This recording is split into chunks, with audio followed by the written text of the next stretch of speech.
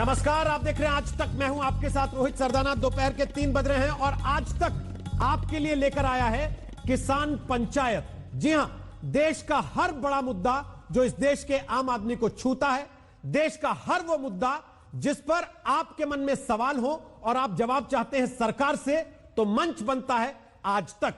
और इसीलिए किसान बिल को लेकर जो घमासान मचा है, उस पर आज तक ने तय किया कि किसानों की सरकार से सीधी बात हो।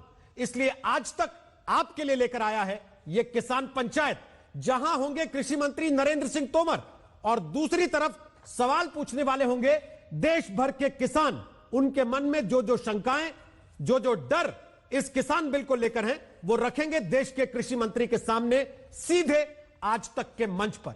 कल लोकसभा में कृषि सुधार से जुड़े 2 विधेयक पास हुए। इस बिल को प्रधानमंत्री नरेंद्र मोदी ने किसानों की किस्मत बदलने वाला बिल बताया।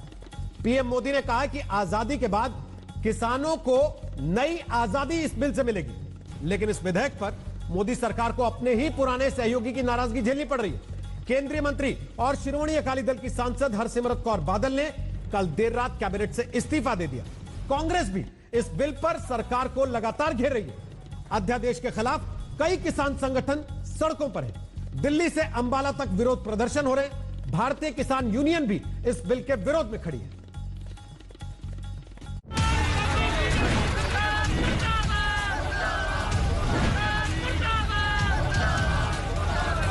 दोनों बिल कृषि को समृद्ध करने वाले।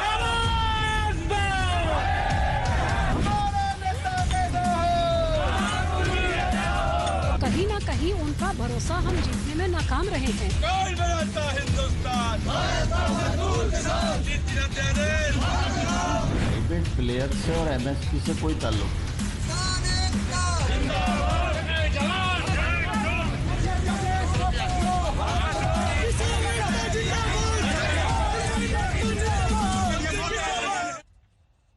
तो हम आपको सुनवाएंगे कि प्रधानमंत्री नरेंद्र मोदी ने कल हरसिमरत कौर के इस्तीफा देने के बाद जब आज किसान बिल को लेकर देश के लोगों के सामने अपनी बात रखी, तो उनके तेवर कैसे थे। लेकिन उसके पहले जरा एक तस्वीर यह भी देखिए कि देश के अलग अलग शहरों में, खासकर उत्तर प्रदेश के कुछ हिस्से में, हरियाणा, पंजाब में किसान बिल को लेकर किस तरीके से विरोध प्रदर्शन हो रहा है। यह तस्वीरें हम आपको दिखा रहे हैं 16 और 17 सितंबर की, जब किसान सड़कों पर उतरे हैं।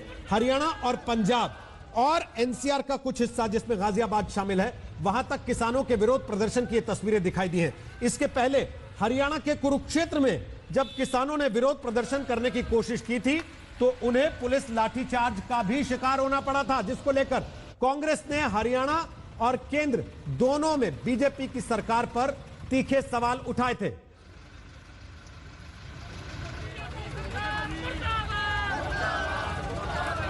लेकिन इन सारी तस्वीरों के बावजूद लोकसभा में 2 बिल पास हुए और आज प्रधानमंत्री नरेंद्र मोदी जब देश के सामने आए तो किसान बिल को लेकर उन्होंने क्या कहा, पहले वो सुनते हैं। जो लोग दशकों तक देश में शासन करते रहे हैं, सत्ता में रहे हैं, देश पर राज किया है, वो लोग किसानों को इस विषय पर भ्रमित करने की कोशिश कर रहे हैं, किसानों से झूठ बोल रहे हैं। साथियों, चुनाव के समय किसानों को लुभाने के लिए बड़ी बड़ी बातें करते थे, लिखित में करते थे, अपने घोषणा पत्र में डालते थे और चुनाव के बाद भूल जाते थे। और आज जब वही चीजें जो इतने दशकों तक देश में राज करने वाले लोगों के मैनिफेस्टो में है, वही चीजें भारतीय जनता पार्टी एनडीए सरकार कर रही है, किसानों को समर्पित हमारी ये सरकार कर रही है, तो ये भांति भांति के भ्रम फैला रहे हैं। हमारी सरकार किसानों को एमएसपी के माध्यम से उचित मूल्य दिलाने के लिए प्रतिबद्ध है। पहले भी थे, आज भी हैं, आगे भी रहेंगे। सरकारी खरीद भी पहले की तरह जारी रहेगी। कोई भी व्यक्ति अपना उत्पादन जो भी वो पैदा करता है दुनिया में कहीं भी बेच सकता है, जहां चाहे वहां बेच सकता है। विश्वकर्मा जयंती के दिन लोकसभा में ऐतिहासिक कृषि सुधार विधेयक पारित किए गए हैं। इन विधेयकों ने हमारे अन्नदाता किसानों को अनेक बंधनों से मुक्ति दिलाई है। आजादी के बाद किसानों को किसानी में एक नई आजादी देने का काम हुआ है। इन सुधारों से किसानों को अपनी उपज बेचने में और ज्यादा विकल्प मिलेंगे और ज्यादा अवसर मिलेंगे। तो सुना आपने प्रधानमंत्री नरेंद्र मोदी को। उन्होंने कहा कि इससे बिचौलियों का अंत होगा और जो लोग इसका विरोध कर रहे हैं वो असल में बिचौलियों के साथ खड़े हुए हैं। हम आपको 5 राज्यों से किसानों की बात सीधी लाइव सुनवाएंगे। हमारे साथ हरियाणा में सोनीपत से मेरे सहयोगी कुमार कुणाल इस वक्त लाइव आ गए हैं, उनके साथ बहुत सारे किसान हैं। मेरे साथ मुजफ्फरनगर से उत्तर प्रदेश से आशुतोष मिश्रा इस वक्त लाइव आ गए हैं, उनके साथ बहुत सारे किसान हैं। राजस्थान में जयपुर में शरद कुमार हमारे साथ हैं, बहुत सारे किसानों के साथ। हेमेंद्र शर्मा मध्य प्रदेश के विदिशा से हमारे साथ हैं और गोपी घांगर गुजरात के हिम्मतनगर से इस वक्त हमारे साथ हैं। सबके पास चलेंगे बात करने के लिए। और पंजाब में भी सत्येंद्र चौहान हमारे सहयोगी हमारे साथ लाइव इस वक्त मौजूद हैं, वहां के किसानों की बात सुनवाने के लिए। सबसे पहले कुमार कुणाल आपके पास आ रहा हूं सोनीपत में, क्योंकि हरियाणा और पंजाब इन 2 राज्यों में सबसे ज्यादा विरोध इस बिल को लेकर हो रहा है। क्या कह रहे हैं किसान, क्यों नाराज है इस बिल से? देखिए, आपको याद होगा रोहित कि किस तरीके से जो पहला सबसे बड़ा प्रदर्शन हुआ था इस पूरे किसान बिल को लेकर के कुरुक्षेत्र में, वहां पर लाठियां चली थी और उसको लेकर के सबसे ज्यादा नाराजगी है किसानों में। ये हरियाणा के किसान हैं। हम इस समय सोनीपत में खड़े हैं। आप लोगों से जो बिल आया है उसको लेकर के बहुत सारे सवाल हैं। क्यों सवाल पूछ रहे हैं सरकार से? देखिए, किसानों की बहुत लंबे टाइम से एक मांग रही है कि किसानों को फसलों का लाभकारी मूल्य मिलना चाहिए, लेकिन आज जो ये अध्यादेश लाए गए हैं इनको किसानों ने अच्छी तरीके से पढ़ा है, उसको देखा है, उसके बाद हम सड़कों पर आने की कोशिश में हैं और सड़कों पर आए हैं और पुलिस के द्वारा पीटे गए हैं।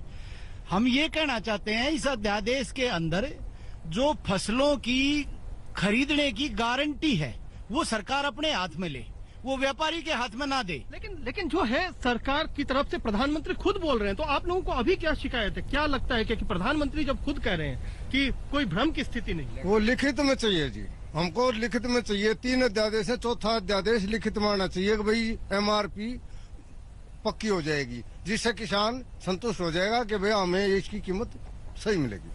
तो अभी तमाम रोहित यहाँ पर किसान हैं जो हमारे साथ हैं, उनकी बहुत सारी समस्याएं हैं, शंकाएं हैं। आपको क्या लगता है कि क्या जो आपको ये तमाम चीजें हैं उसको लेकर के क्यों विरोधाभास है सरकार की बातों में, क्यों दिखाई देता है विरोधाभास?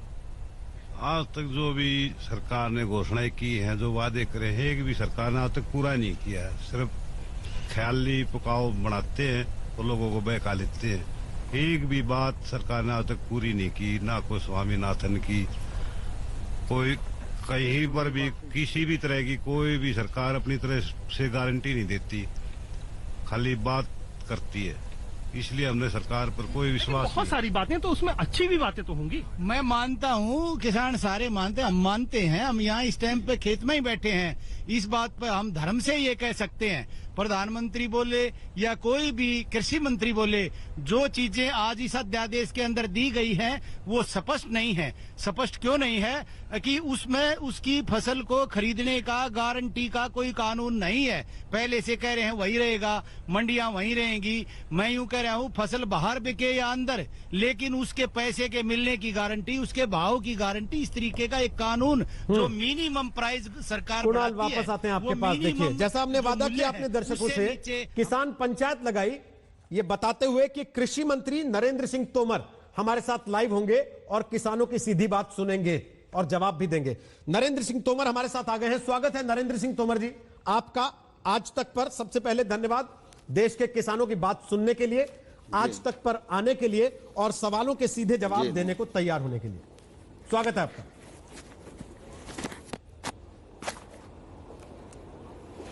नरेंद्र जी धन्यवाद। अभी हरियाणा के किसानों की हमने बात सुनी, वो कह रहे हैं कि एमएसपी को लेकर सबसे ज्यादा डर है। जो एमएसपी सरकार तय कर रही है उसकी गारंटी सरकार दे कि ये एमएसपी वाला मामला बरकरार रहेगा, इसमें कोई खलल नहीं होगा।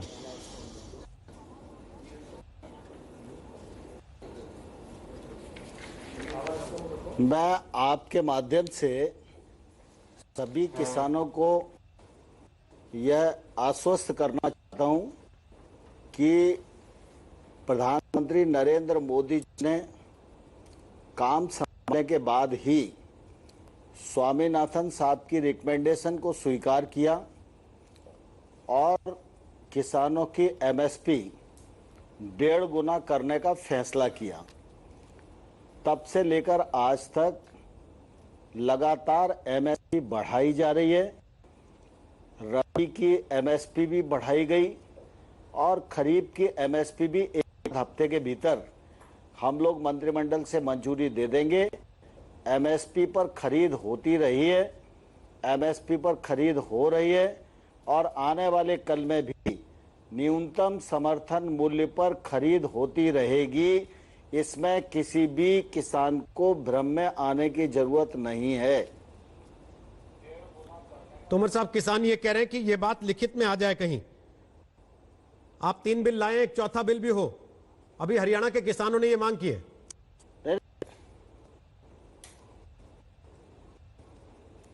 देखिए, दरअसल क्या है, एमएसपी कभी भी एक्ट का हिस्सा नहीं है। एमएसपी प्रशासकीय निर्णय है और इस बिल से उसका कोई ताल्लुक नहीं है। एमएसपी हमारी सरकार का निर्णय है और एमएसपी सरकार का निर्णय हमेशा बरकरार रहेगा। इसमें किसी को अविश्वास करने की मानसिकता नहीं बनानी चाहिए। लेकिन तोमर साहब, सवाल इसलिए भी उठ रहे हैं क्योंकि आपके अपने सहयोगी विश्वास नहीं कर पा रहे हैं। जब जो आपके साथ इतने वर्षों से गठबंधन में थे, अगर वो मंत्रिमंडल से इस्तीफा दे रहे हैं तो लोगों के मन में आशंका आएगी।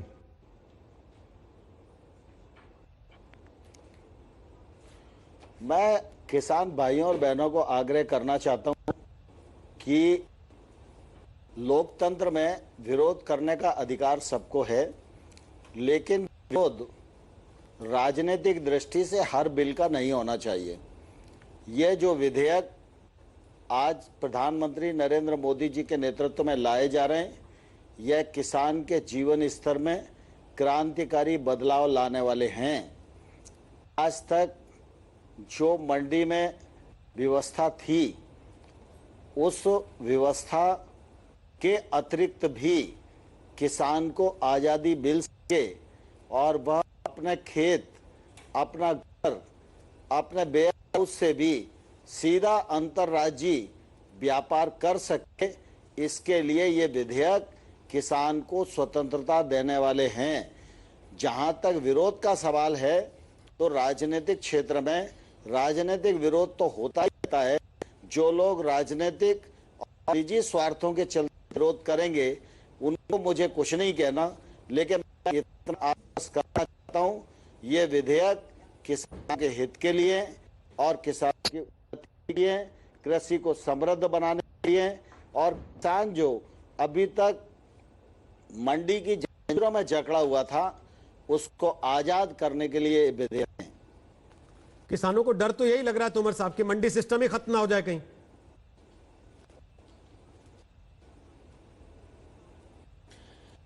देखिए, विधेयक में साफ कहा गया और विधेयक में मंडी की परिधि के बाहर जो इलाका है, वो इलाका इस विधेयक से कवर हो। एपीएमसी एक्ट राज्य का एक्ट है, राज्य का एक्ट बरकरार रहेगा, मंडी भी बरकरार रहेगी। किसान के पास 2 विकल्प रहेंगे। वो मंडी में जाकर ट्रेड करना चाहता है उसको मना ही नहीं है। लेकिन अगर वो मंडी नहीं चाहता है और उस उत्पादन का उसको उचित मूल्य उसके घर पर मिल रहा है, उसका लॉजिस्टिक का खर्चा बच रहा है और उसको लागत अपना वाजिब मूल्य मिल रहा है, तो वो वहां बेचने के लिए स्वतंत्र हो। हम सब जानते हैं कि किसान इस देश का सबसे बड़ा उत्पादन करता है। आज देश में कोई भी कंपनी पेन बनाती है, ये पेन बनाने वाला जो व्यक्ति है वो पेन कहाँ बेचेगा, ये बेचेगा और कितने पैसे में बेचेगा, ये अधिकार उस कंपनी वाले का है। लेकिन हमारा किसान देश का सबसे बड़ा उत्पादक है, वह अपना उत्पादन कहाँ बेचेगा, कितनी कीमत पर बेचेगा, किसे बेचेगा, ये अधिकार 70 साल में उसके पास नहीं था।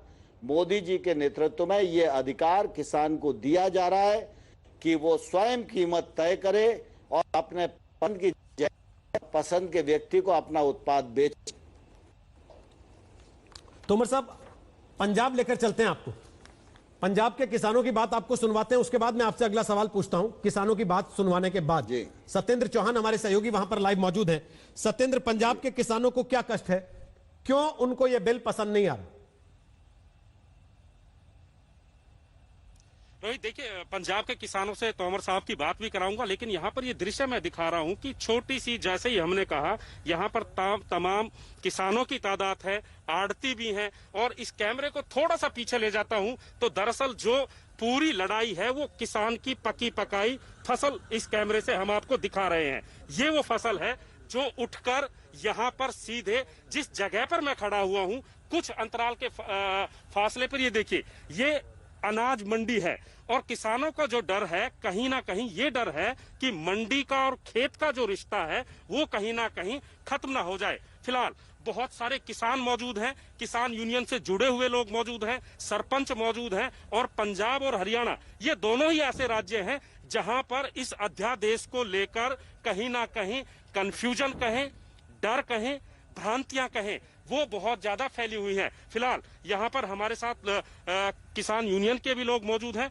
सर, हमारी बात कैमरे के माध्यम से, आपकी बात सीधी केंद्रीय कृषि मंत्री नरेंद्र तोमर से हो रही है। अगर आप उनसे कुछ पूछना चाहते हैं या अपना कोई डर या कोई भ्रांति जो आपके मन में है जिसे आप खत्म करना चाहते हैं, तो ये सवाल सीधा आपका कृषि मंत्री जी से है। मेरा पहला सवाल ये है पे एमएसपी खत्म नहीं होगी, लेकिन एमएसपी पे खरीद की गारंटी कोई नहीं है हमें, पे हमारा फसल का एक एक दाना एमएसपी पे खरीदा जाएगा। एमएसपी 23 फसलों पे चलती है गवर्नमेंट की, भारत गवर्नमेंट की, लेकिन उसमें से सिर्फ 2 फसलें एमएसपी पे खरीदी जाती थी पंजाब और हरियाणा में। उसको खत्म करने की सरकार की सभी पॉलिसियां उसको खत्म करने की हैं। हमें ये बात गारंटी चाहिए कि एक एक दाना गवर्नमेंट खरीदेगी। रोहित, ये सवाल था। बिल्कुल सत्येंद्र, तोमर साहब ने सवाल सुन लिया, बिल्कुल सुन लिया तोमर साहब। बहुत ही सीधी बात होगी। वही डर जो हरियाणा के किसान का था, वही पंजाब के किसान का भी डर है। बोलिए तोमर साहब, आपने सुन लिया सवाल। रोहित जी, मैंने सवाल सुन लिया। मैं आपके माध्यम से किसान भाइयों को आश्वस्त करना चाहता हूं। मैंने स्वयं भी पहले है, कल लोकसभा के फ्लोर पर भी मैंने आश्वस्त किया है। माननीय प्रधानमंत्री जी ने भी कहा है, एमएसपी पर खरीद होती थी, खरीद होती रहेगी। इस खरीद को किसी भी प्रकार की रुकावट नहीं है। किसान भाइयों को किसी के कहने पर गुमराह होने की बिल्कुल भी आवश्यकता नहीं है। सभी किसान भाइयों से अनुरोध करना चाहता हूं, एमएसपी रहेगी और खरीफ की एमएसपी अभी हम घोषित करने वाले हैं और उसके बाद खरीफ की खरीद होगी पंजाब में भी, हरियाणा में भी और देश भर में भी। तोमर साहब, किसानों को एमएसपी के अलावा भी, किसान को सरकार के पास फसल बेचने के अलावा भी ओपन मार्केट में बेचने की अनुमति देकर आप उसके लिए विकल्प बढ़ाना चाहते हैं या सरकार के कंधे से बोझ उतारना चाहते हैं कि सारा हम ही क्यों खरीदें?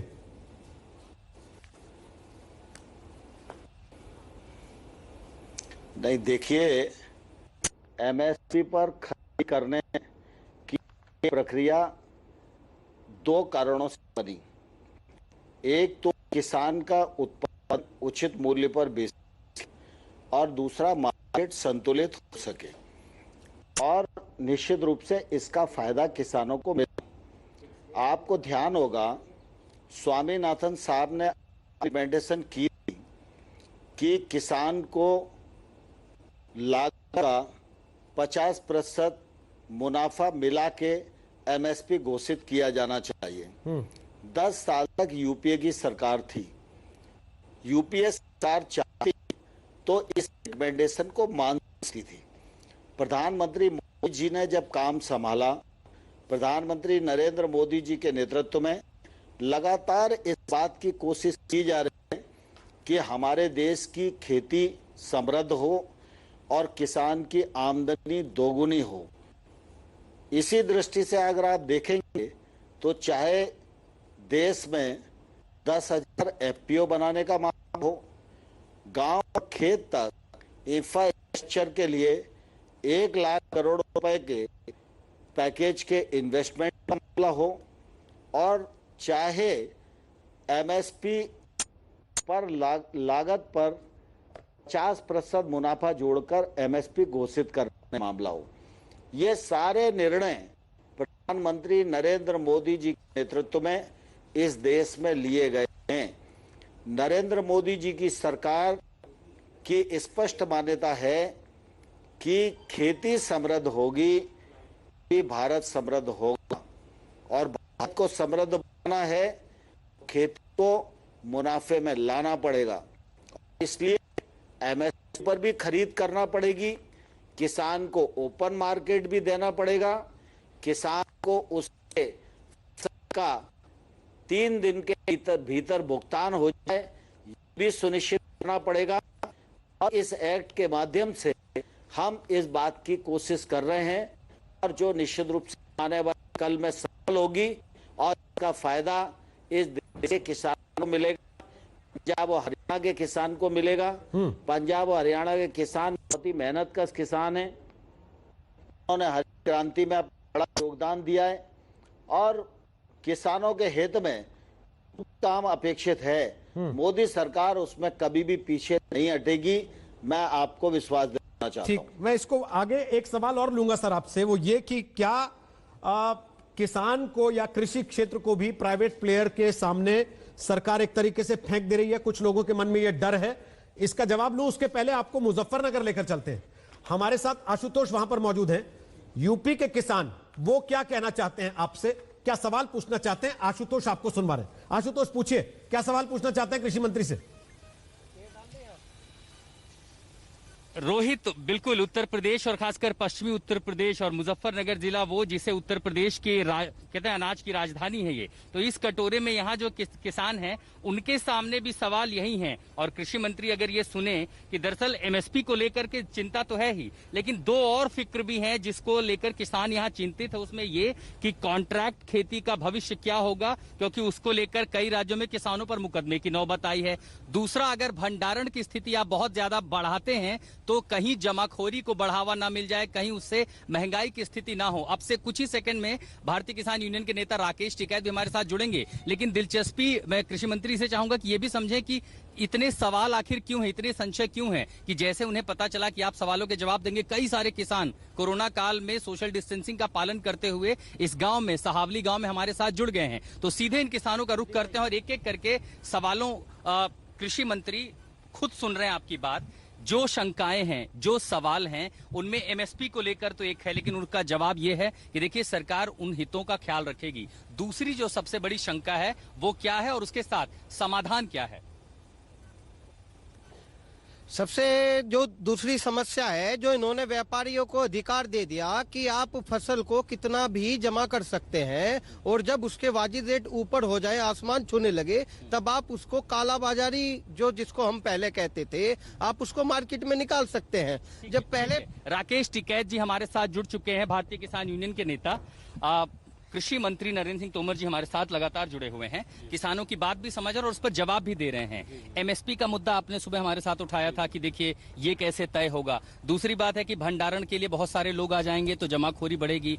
कॉन्ट्रैक्ट खेती को लेकर के भी आपने आपत्ति जताई थी। सबसे अहम सवाल किसानों के सामने क्या है और उसका रास्ता कैसे निकलेगा, सोल्यूशन कैसे निकलेगा? देखो, एमएसपी को तय कर दे और एक कानून ले आए कि देश में एमएसपी से नीचे कोई भी फसल हमारी नहीं बिकेगी, तो उससे ही किसानों को बहुत राहत हो जाएगी। दूसरा, जो किसानों को आशंका है कि मंडी में टैक्स लगाकर मंडी से बाहर टैक्स फ्री रहेगा, तो धीरे धीरे 2 साल में ये मंडियां बंद हो जाएंगी, मंडी के अंदर कोई सामान लेकर अपना नहीं जाएगा, तो मंडियों को भी टैक्स फ्री कर दिया जाए। एक जो भंडारण की कितनी व्यवस्था रहेगी, कितना वो कर सकता है, उस पर भी लिमिट लगाने की जरूरत है। तो इन 3-4 चीजों से कुछ सोल्यूशन निकल सकता है। कृषि मंत्री जी अगर सुन रहे हो किसानों की यहाँ पे बात, एक डर सिर्फ लगातार सवाल नहीं है, रास्ते भी दिए गए हैं और सुझाव भी हैं। ओके, तोमर साहब, आप सुन रहे थे राकेश टिकैत को। उनका सवाल यह है कि जो व्यवस्था आप बना रहे हैं उसमें अभी नहीं तो धीरे धीरे करके 2-3 साल में मंडी व्यवस्था खत्म हो जाएगी पूरी तरह से।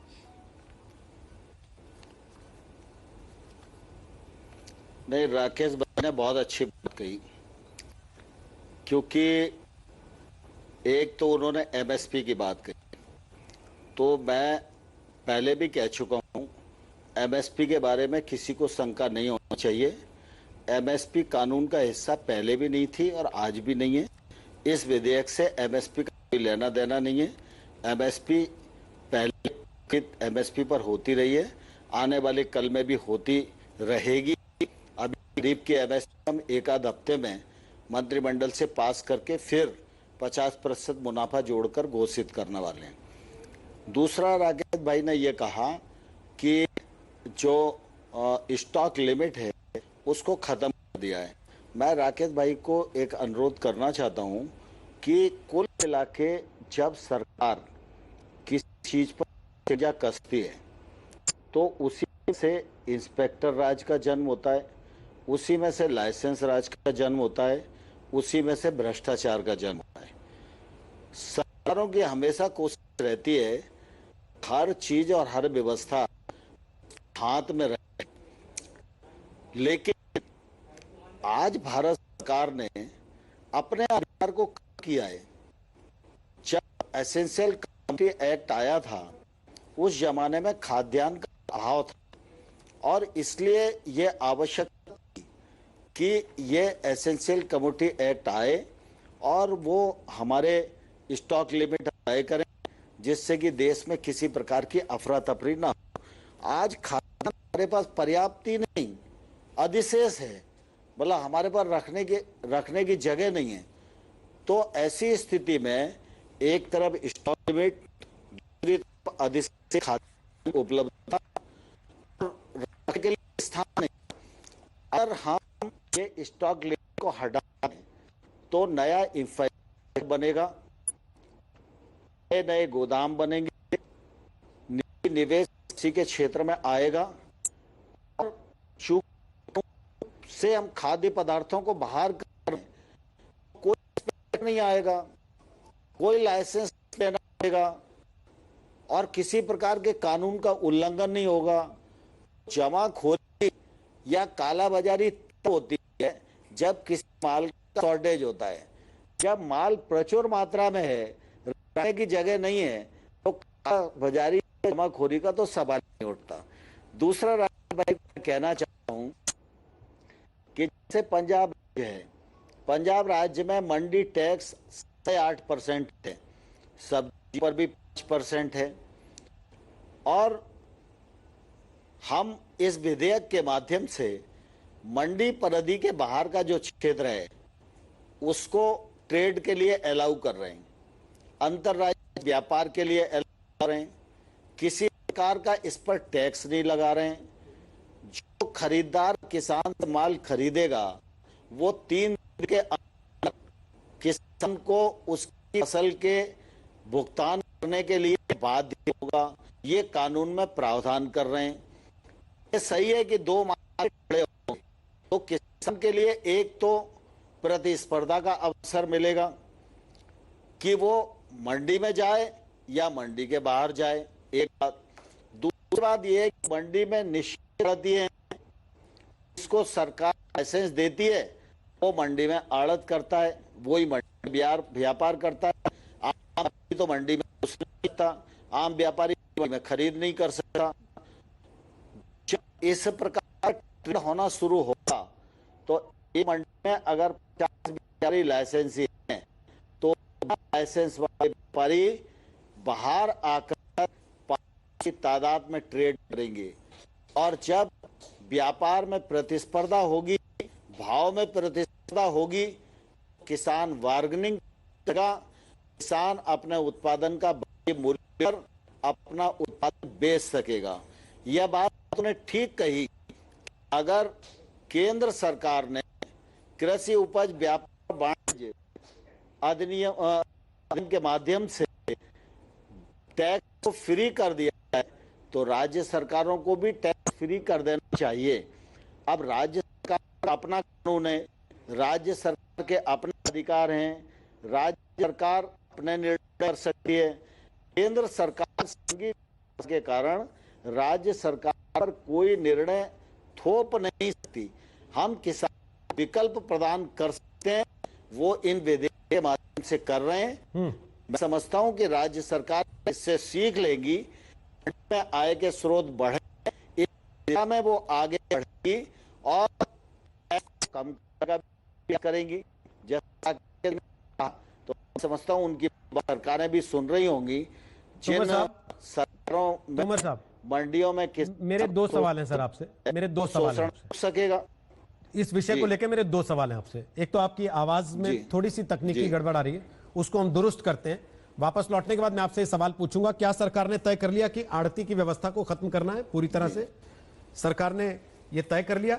और दूसरा, जयंत चौधरी हैं, आरएलडी के पूर्व सांसद हैं, वो ये लिख रहे हैं कि अगर आप बड़े रिफॉर्म की बात कर रहे हैं, कृषि व्यापार को सरकार मुक्त करने की बात करती है, तो फिर प्याज के निर्यात पे प्रतिबंध क्यों लगा रखा है सरकार ने?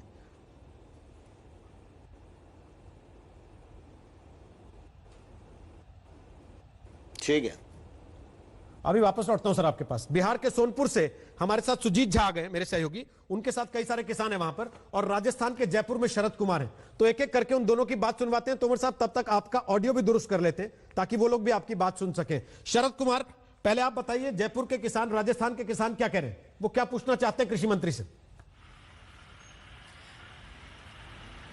देखिए रोहित, अजीब विडंबना है कि लोग कह रहे हैं कि मंडी खत्म हो जाएगी, मंडी खत्म। मंडियों ने क्या भला किया है? यहाँ जो किसान है वो कह रहे हैं कि मंडियों में किस तरह से किसानों का शोषण हो रहा है और जिसकी वजह से अब तक किसानों को पूरा दाम नहीं मिल पाता है। एक मांग लंबे समय से थी किसानों की कि बिचौलियों को खत्म किया जाए, और आज बिचौलिए खत्म हो रहे हैं तो बहुत सारे लोग इस पर सवाल उठा रहे हैं। लोग कह रहे थे किसानों को भंडारण की व्यवस्था नहीं है, भंडारण जब व्यवस्था हो रही है तो कह रहे हैं कि जमाखोरी हो जाएगी। हमारे साथ किसान है, मैं किसान नेता नहीं, किसानों के गांव में आया हूं मैं, और वहां बातचीत करता हूं। आप ये बताइए कि अभी बाजरा कट रहा है, बाजरा में मंडी में क्या हालत है, बाहर क्या हालत है? देखिए साहब, नाम क्या आपका? मैं ओंकार लांबा हूँ, किसान हूँ यहाँ गाँव का जी। और हमारे यहाँ बाजरे की मुख्य फसल है अभी जो कट रही है। आज जो मंडियों में बाजरे के भाव है वो 1100 साढ़े 1100 रुपए क्विंटल चल रहा है, जबकि बाजार में अभी बाजरा नया गया ही नहीं। और हमें उम्मीद ऐसी लग रही है कि जब बाजरा बाजार में जाएगा तो हमारा 1000 रुपए क्विंटल का बिकेगा। जो एमएसपी गवर्नमेंट ने तय कर रखी है 1900 कुछ रुपए, उससे आप देख लीजिए आधे दाम किसान को मिल रहे हैं। ये रोहित देख लीजिए, ये मंडी की समस्या है जिस पर सब कोई चर्चा नहीं कर रहा है कि मंडियों में किस तरह से किसानों को दाम पूरे नहीं मिलते हैं। तो जो एमएसपी की बात कर रहे किया जा रहा है, किसान बिल को बेहतर मानते हैं या खराब मानते हैं? एक अलग डर है कि रोहित, ये किसान बिल को बेहतर मानते हैं कि खराब मानते हैं? ये बताइए कि इस बिल को आप लोग बेहतर मानते हो या सही मानते हो? जी, इसको बिल को हम बेहतर इसलिए नहीं मानते कि आज तक सरकार ने जो एमएसपी पे किसानों से सीधा खरीद करने के लिए गोदाम तैयार नहीं किए, कहीं खरीद की कोई व्यवस्था नहीं करी, और इन बिलों में सरकार ये कह रही है कि इसमें अच्छे दाम मिलेंगे किसान को। किसान की फसल खरीदेगा कौन? इसकी गारंटी क्या है कि वो किसान को वो पूरे पैसे देगा? एमएसपी की समस्या जो हर जगह किसान कह रहे हैं वो यहाँ भी है। ये बताइए कि आप लोग एमएसपी से डर लग रहा है या आप लोग जो कह रहे थे कि सीधे हम लोग बेचेंगे व्यापारियों को, ये तो प्रावधान होने जा रहा है? नहीं, सीधे व्यापारियों को बेचेंगे नहीं बेचेंगे तो किसान के पास गोदाम कहाँ है? और एमएसपी पे आज पहले 30-40% खरीद होती है, ऊंट के मुंह में जीरो है। एमएसपी पे 90% तब तक खरीद नहीं होगी, तब तक किसान के पास कुछ नहीं बचेगा। एमएसपी एक नाम है, मैं तो नाम समझता हूँ एमएसपी। एमएसपी पे जब तक काश्तकार का 90% माल युवा किसान है, उनसे बातचीत करते हैं। आप ये बताइए, आप लोग जो है इस बिल को जो कहा जा रहा है कि बिचौलिए से मुक्त कर रहे हैं, हम भंडारण की व्यवस्था कर रहे हैं, तो इस बदलाव को कैसे देख रहे हैं आप? देखिए, मैं इसको गलत मानता हूँ कि जो पहले से एमआरपी रेट की थी उस पर ही सरकार ध्यान नहीं दे रही, तो आगे के लिए किसान इस पर कैसे मान सकते हैं कि जो आने वाला बिल ठीक होगा? आज भी 50% इसमें जो रेट तय कर रखी है उससे कम रेट में, जब फसल तैयार हुई उससे पहले ही कम रेट में, और जो गवर्नमेंट रेट से लेते हैं वो तो कम से कम 10% नहीं लेते लोग। किसान इधर उधर भटकते रहते हैं। वापस आता हूँ शरद आपके पास, बिहार चले चलते हैं एक बार। यहाँ के किसान कह रहे हैं, वो कह रहे हैं कि एमएसपी का जो वादा किया गया था वही पूरा नहीं हो रहा, तो आगे की चीजों के बारे में कैसे उम्मीद रखें कि इससे बेहतर होंगी स्थितियां। बिहार चले चलते हैं, सुजीत कुमार झा हमारे साथ सोनपुर में। सुजीत जी, पूछिए जरा, सोनपुर के किसान, बिहार के किसान क्या कहना चाहते हैं और क्या सवाल है उनका कृषि मंत्री से? देखिए जी रोहित जी, हम लोग सोनपुर में मैं मौजूद हूं, और सोनपुर वो जगह है जो ग्रामीण से संबंधित मेले के लिए विश्व प्रसिद्ध है, जो कि सोनपुर मेला है। देश विदेश के किसान यहाँ पर आते हैं, और हमारे साथ भी कुछ किसान हैं। सबसे बड़ी समस्या जो बिहार में अब तक होती है, खासतौर पर किसानों को लेकर, वो जो न्यूनतम समर्थन मूल्य जो सरकार की तरफ से होता, जो फिक्स किया जाता है, उस मूल्य पर 10% से अधिक खरीदारी नहीं होती है। पूरे बिहार की मैं बात कर रहा हूँ। 90% लोग बिचौलिए पर आधारित होते हैं, और वो बिचौलिए औने पौने दाम पर जो इनकी अनाज को खरीदते हैं, और फिर जाकर वो पैक्स में बेचते हैं या न्यूनतम समर्थन मूल्य का लाभ लेते हैं। तो बिचौलियों का बहुत बड़ा बोलबाला है यहाँ पर। अगर सरकार ये कहती है कि इस बिल के जरिए बिचौलिए समाप्त हो जाएंगे, तो ये तो बिहार के लिए बहुत बड़ी अच्छी बात होगी। दूसरी बात ये है कि किसानों को ये भी आशंका है कि ये जानना चाहते हैं किसान कि आखिर अगर देश में कहीं उनके अनाज का उचित मूल्य मिल रहा है, अधिक मूल्य मिल रहा है यहाँ से, तो उनको पता कैसे चलेगा? हमारे साथ कुछ किसान हैं। आप ये बताइए, क्या कृषि मंत्री हमारे साथ हैं नरेंद्र तोमर जी, आपका क्या सवाल है? सर, सवाल है कि जो माननीय प्रधानमंत्री जी द्वारा जो किया गया है वो तो बहुत सराहनीय कदम है, किसानों के लिए बहुत क्रांतिकारी कदम है। लेकिन सर, इसमें सोचना है कि अगर हम यहाँ से जो अपना माल बाहर जाकर बेचते हैं उसकी दर क्या होगी? मान लीजिए कि दिल्ली में मैं अपना जाकर माल बेचूं, उसकी दर क्या होगी? हो सके हमारा दर से कम दिल्ली का दर हो, तो फिर ट्रांसपोर्टिंग क्या होगा? इस तरह की कुछ समस्याएं दिखाई पड़ रही है सामने में, जिसकी समाधान की आवश्यकता है। इसकी एक राष्ट्रव्यापी रेट होनी चाहिए, ट्रांसपोर्टिंग का कैरेज होना चाहिए।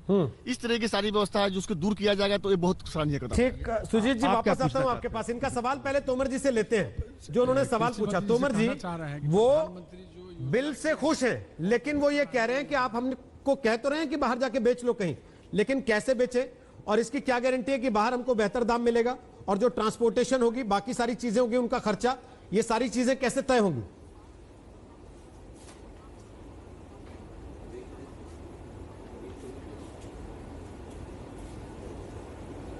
मेरी आवाज आ रही है तोमर जी आपको?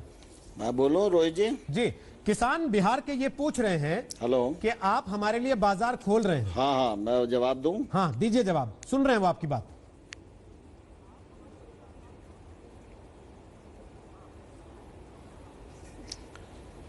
ये रोहित जी, 2-3 सवाल आ गए एक साथ जी।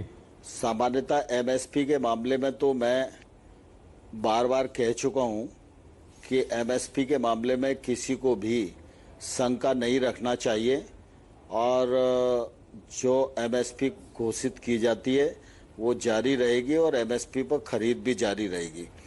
दूसरा, फिर कुछ लोगों के मन में भाव की आशंका है, कुछ लोगों के मन में गोदाम कहाँ है इसकी आशंका है। तो मैं आपके माध्यम से किसान भाइयों और बहनों कहना चाहता हूँ कि एक तो जो नया एक्ट हम बना रहे हैं, इस एक्ट में इस बात का प्रावधान है कि हम एक ऐसा मैकेनिज्म बनाएंगे जो मैकेनिज्म किसान को रोज रोज के भाव से अवगत कराएगा, जिससे किसान को भाव मंडी जाकर पता करने की जरूरत न पड़े, गांव के गांव में उसको भाव उपलब्ध हों, ये मैकेनिज्म हम इस विधेयक के अंतर्गत बनाएंगे।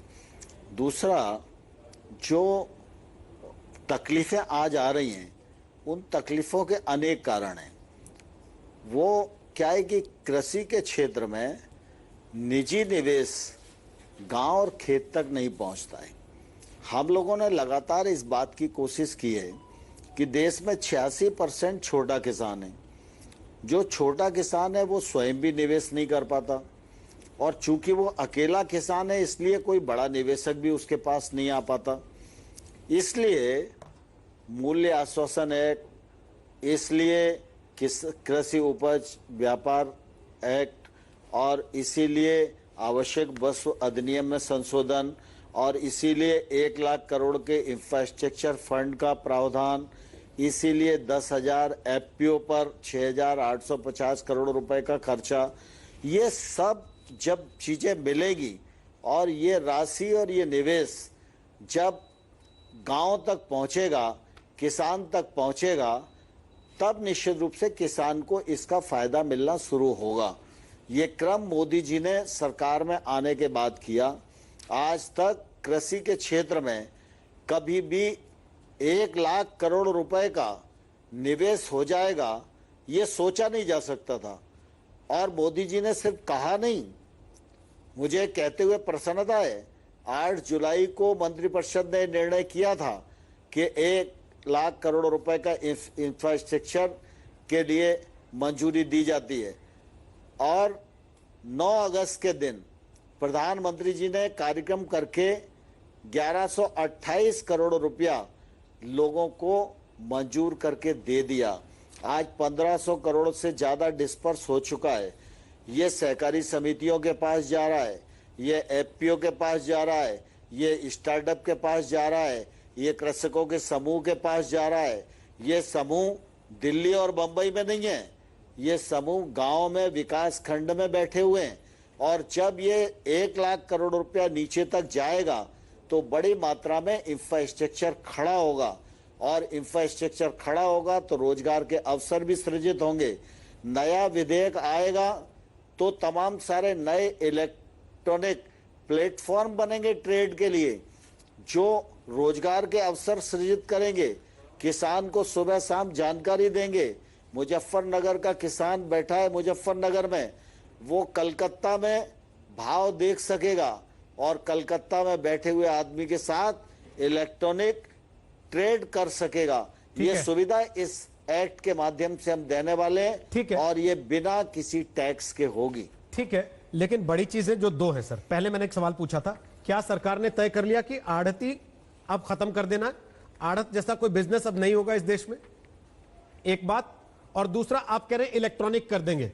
सर आपने देखा जो आपने इलेक्ट्रॉनिक मार्केट, इलेक्ट्रॉनिक गुड्स की मार्केट है, अब ज्यादातर लोग ऑनलाइन मार्केटिंग से सामान मंगाने लगे, तो जो आपके छोटे शहरों की दुकानें थी वो दुकानदार अब भूखे मरने को मजबूर हो गए। कल को खेती किसानी में ऐसी स्थिति तो नहीं आ जाएगी?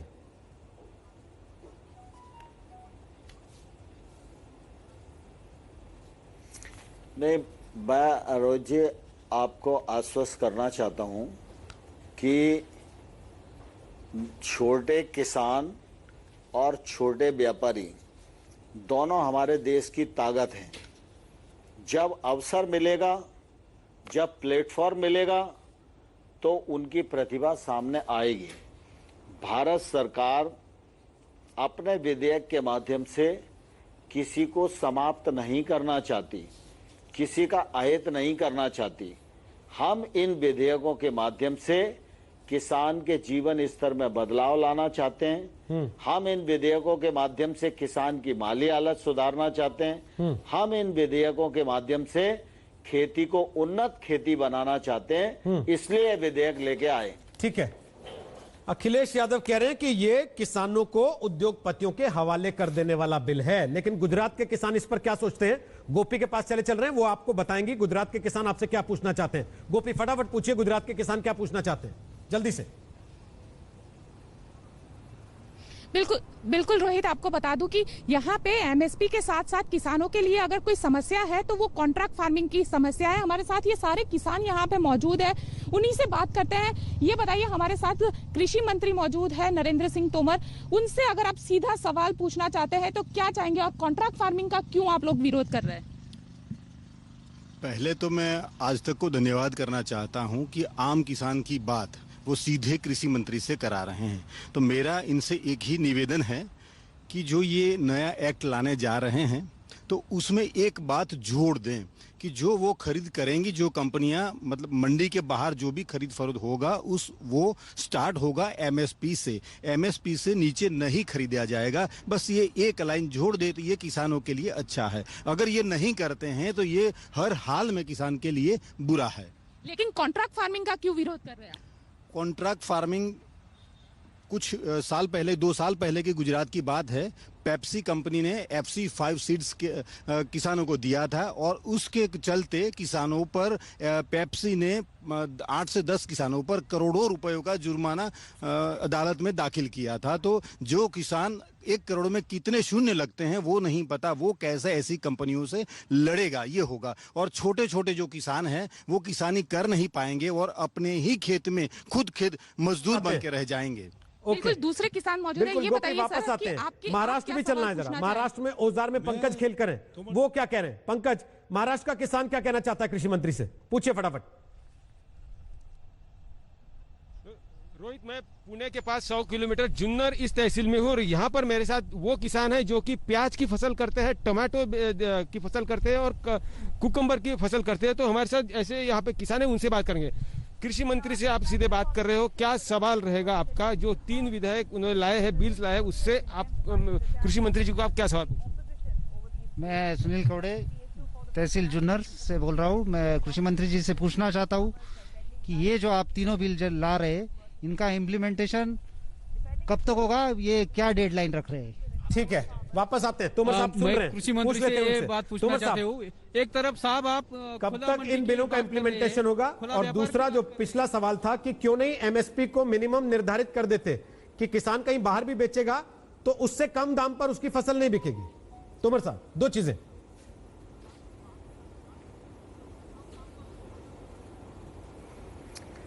देखिए रोहित जी, एमएसपी पर खरीद एक समय तक होती है, 365 दिन और 24 घंटे खरीद नहीं होती। ठीक। एमएसपी का एक मैकेनिज्म है, किसान को उत्पादन का उचित मूल्य मिले और मार्केट को हम बैलेंस कर सकें। तो एमएसपी के बारे में किसी किसान को शंका करने की आवश्यकता नहीं है। दूसरा, जो एक्ट के क्रियान्वयन का मामला है, मैं आपके माध्यम से सभी किसानों को बताना चाहता हूं, यह ऑर्डिनेंस जब जारी हुआ तो पूरे देश में लागू हो गया है। अब ये अधिनियम बन रहा है। कल लोकसभा ने पारित कर दिया है। जिस दिन राज्यसभा में चर्चा के लिए आएगा, राज्यसभा में चर्चा के बाद पारित होगा। पारित होने के बाद राष्ट्रपति जी के पास जाएगा। जैसे ही राष्ट्रपति जी हस्ताक्षर करेंगे, उसके बाद ये पूरे देश में लागू हो जाएगा और हम लोग तेजी के साथ काम करेंगे कि इसका लाभ किसानों को मिलना शुरू हो जाए। ठीक, 2 चीजें और हैं। पहले मध्य प्रदेश से एक सवाल लेते हैं, उसके बाद विपक्ष ने जो बात कही उस पर भी आपसे कमेंट लूंगा। हेमेंद्र विदिशा में। हेमेंद्र जी, पूछिए किसान क्या बोल रहे हैं मध्य प्रदेश के। जल्दी से एक सवाल कृषि मंत्री के लिए।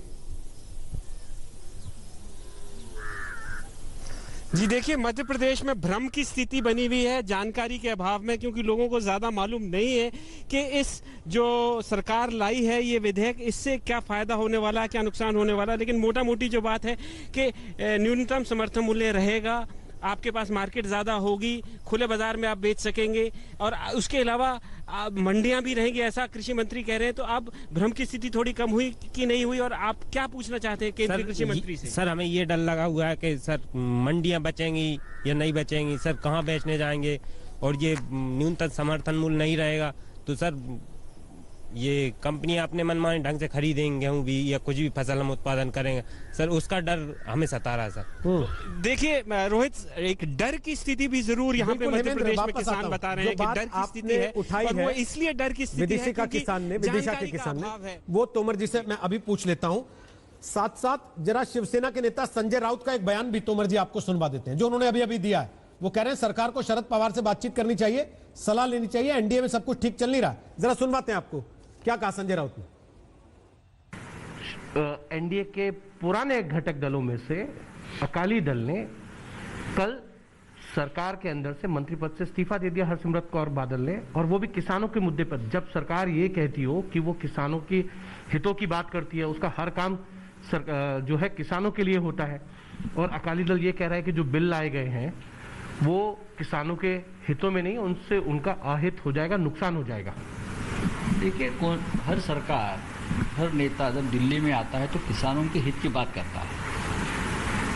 चुनाव में जब हम वोट मांगते हैं तो किसानों से अगर वोट मांगते हैं तो उनके हित की बात करते हैं। लेकिन जब हम सत्ता पे आते हैं तो हमने मैनिफेस्टो में क्या लिखा, हमने भाषण में क्या किसानों को आश्वासन दिया है, तो इसीलिए भूल जाते हैं।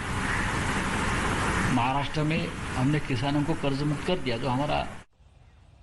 तो सुना आपने, संजय राउत कह रहे हैं कि शरद पवार से सलाह लेनी चाहिए केंद्र की सरकार को।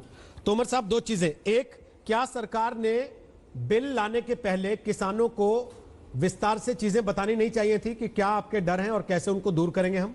और दूसरा, जो संजय राउत कह रहे हैं उस पर आपका कमेंट। वो कह रहे हैं कि शरद पवार से सलाह लेनी चाहिए आपको, वो किसानों के असली नेता हैं।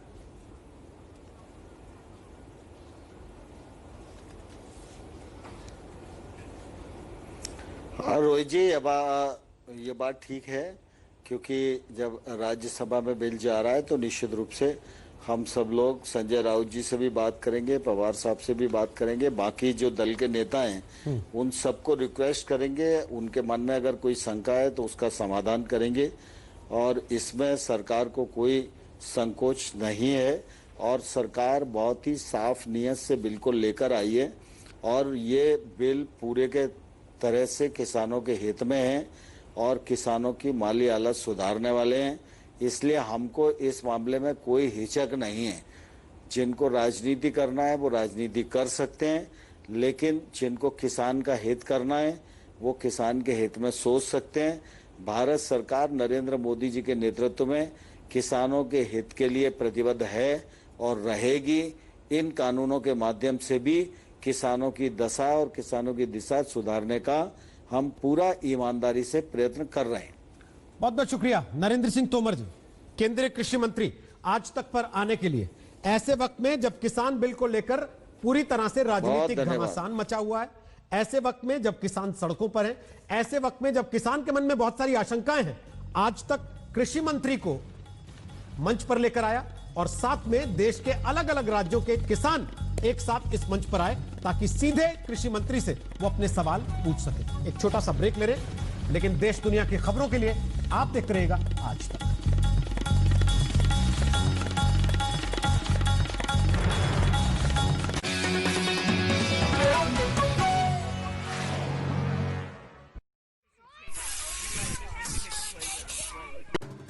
दिन, महीने, साल बदलते रहे पर देश ने अपना चैनल नहीं बदला। देश का भरोसा सिर्फ एक, आज तक, हर रोज नंबर 1 आज तक। हुजूर, बड़े उखड़े उखड़े दिखाई पड़ रहे हैं, मामला क्या है? जी बड़ा भारी भारी हो रहा है।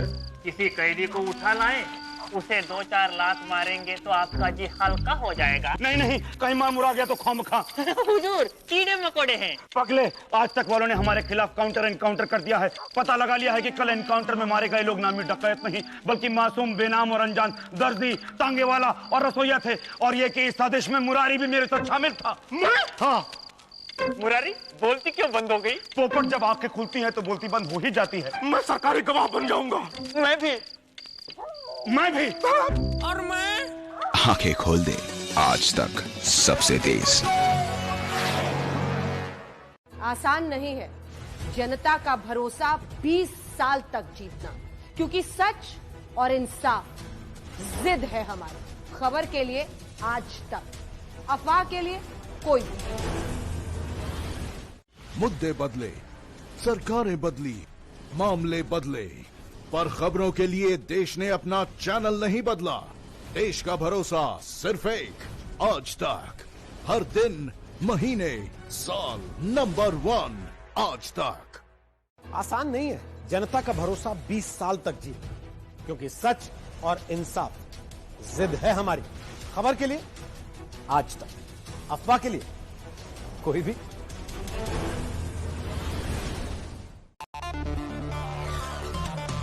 क्रिकेट के मैदान में फिर से है तैयारी। आओ पीछे छोड़े महामारी और करें खेल शुरू। आईपीएल से जुड़ी हर खबर देखिए सिर्फ आज तक पर, रोज शाम 7:10 पर। प्रेस वाले बहुत जल्दी में होते हैं, आपको थोड़ा इंतजार करना चाहिए। सभी सबर ही कर रहे हैं सर। 65 दिन जब मुंबई पुलिस इन्वेस्टिगेशन कर रही थी तब भी सबर कर रहे थे। गलत पिक्चर दिखाने की कोशिश कर रहे हैं, जो पिक्चर है नहीं सामने। आपकी बातों को भी हम सामने रख रहे हैं दर्शकों के, क्योंकि हम ये मानते हैं कि दोनों पक्ष सामने आना चाहिए। कोई एजेंडा नहीं, कोई प्रोपेगेंडा नहीं, हम दिखाते हैं सिर्फ खबर। आज तक सबसे तेज। कुछ अफवाहें आज तक के बारे में उड़ाई जा रही हैं। आप उनका सच यहां जान सकते हैं। यहां पर सच है और सच के सिवा कुछ भी नहीं। खबर के लिए आज तक, अफवाहों के लिए कोई भी।